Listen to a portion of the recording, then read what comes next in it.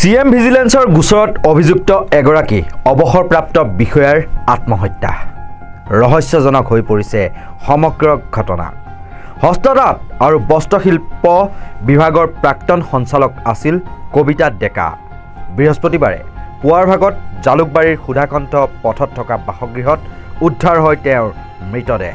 যোৱা মাহত CM ভিজিলেন্সে কবিতা ডেকাৰ বাসগৃহত অভিযান চলাইছিল। 2019-20 বৰ্ষৰ ভিতৰত হস্ততাঁত আৰু বস্ত্ৰ বিভাগত দিয়া একাংশ শিপিনী নিযুক্তিৰ সৈতে জড়িত দুৰ্নীতিৰ অভিযোগ আছিল কবিতা ডেকাৰ বিৰুদ্ধে। সেই সময়ত বিভাগীয় মন্ত্ৰী আছিল ৰঞ্জিত দত্ত।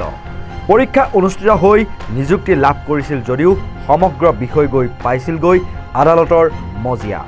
মাত্ৰ 6টা পদৰ সৈতে জড়িত কেলেংকাৰীৰ বিৰুদ্ধে হঠাৎ তৎপৰ হৈ পৰিল মুখ্যমন্ত্ৰীৰ তদাৰকী কোষ। 4-5 বছৰৰ পাছত হঠাৎ পুনৰ দুৰ্নীতিৰ ফাইল মুকলি কৰিলে হিমন্তৰ চৰকাৰে। যোৱা 22 জানুৱাৰীৰ দিনা CM ভিজিলেন্সৰ এটা দলে অভিযান চলাইছিল কবিতা ডেকাৰ বাসগৃহত। বিভিন্ন নথিপত্ৰ জব্দ কৰিছিল ভিজিলেন্সে। তেতিয়াৰ পৰা মানসিকভাৱে ভাঙি পৰিছিল কবিতা ডেকা। বুধবাৰে নিশা আত্মহননৰ চেষ্টা কৰা বুলি খবৰ পোৱা গৈছে। ঘটনা গম পাই তেওঁক ততাতৈয়াকৈ এক্সেল কেয়াৰ হাস্পতালত ভৰ্তি কৰোৱা হৈছিল যদিও চিকিৎসকে তেওঁক মৃত বুলি ঘোষণা কৰে। কিন্তু এয়া এক অপমৃত্যু বুলি পৰিগণিত হৈছে। কি ৰহস্যজনক কাৰণত চৰম পন্থা বাছি ল'লে কবিতা ডেকাই?